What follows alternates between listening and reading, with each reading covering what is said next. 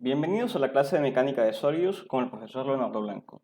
En este video continuaremos con la temática de flexión de vigas rectas y ejes. Aprenderemos el método de integración para deflexión. El método de integración está basado en las ecuaciones que estamos mostrando, entendiendo B como la deflexión o el desplazamiento total en un punto de la viga dentro de la longitud. Tendremos entonces que la segunda derivada del desplazamiento de la viga en función de x es igual al momento flector o la ecuación del momento flector dividido entre el modo elasticidad y la inercia de la viga o del eje. Teniendo en cuenta que la derivada del momento es igual a la función de cortante a lo largo de la longitud, tenemos esta ecuación. Y teniendo en cuenta que la derivada de la función de cortante corresponde a la función de carga distribuida, tendremos esta ecuación. Quedándonos así en resumen estas cuatro ecuaciones que gobiernan el método de integración. La cuarta derivada de la función de deflexión o desplazamientos multiplicado por EI es igual a la función de carga distribuida. La tercera derivada de la función de desplazamientos multiplicada por EI es igual a la función de cortante. Y la segunda derivada del desplazamiento multiplicado por EI es igual a la función de momento. De esta forma, cuando estudiamos la deflexión nos interesa calcular cuánto es el desplazamiento en cualquier punto, es decir, nos interesa encontrar cuál es la función de deflexión, la función P, en función de X.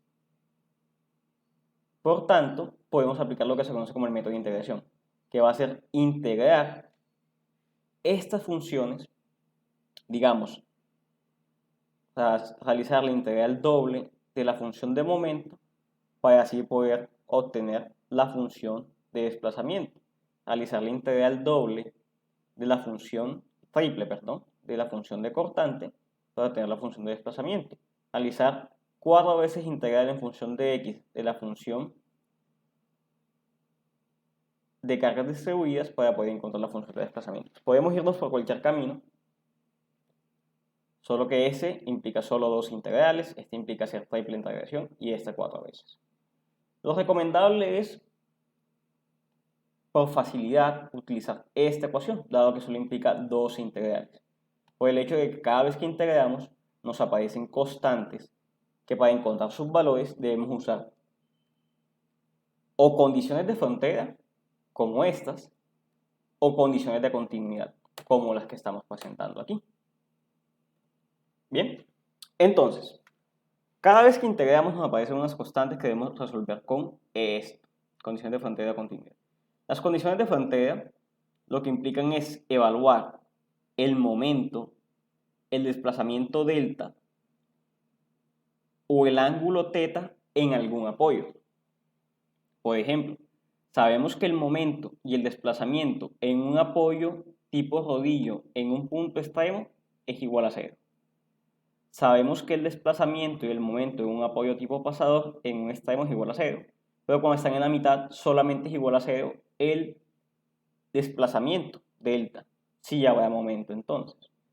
Cuando tenemos un apoyo fijo empotrado en un extremo sabemos que no va a haber ángulo θ y no va a haber desplazamiento delta. Bien, entonces vean cómo las dos variables que son de interés a encontrar durante un análisis de este tipo las encontramos aquí. Nos interesa analizar tanto la deflexión con ángulo delta y el desplazamiento. Si tenemos un extremo libre, lo que tendremos es que el cortante y el momento son ceros en ese punto. Y si tenemos una conexión tipo pasador, tenemos que el momento es cero en ese punto. Esas son las condiciones de frontera que se hacen evaluándolas en los apoyos que tengamos dentro de la viga o del eje. Las condiciones de continuidad, en cambio, se dan cuando tenemos la necesidad de representar por medio de una ecuación definida por intervalos la función de momento, la función de cortante o la función de carga distribuida, cuando alguna de esas está representada por intervalos. Por ejemplo, si buscásemos la ecuación de momento de esta viga, sabemos que la ecuación de momento va a estar definida en dos intervalos. Vamos a tener una ecuación de momento antes de la carga, porque debemos hacer un corte antes de la carga, y vamos a tener una ecuación de momento distinta después de la carga aplicada. Entonces tenemos dos ecuaciones. Una que es aplicable para x sub 1 y una que es aplicable para x sub 2.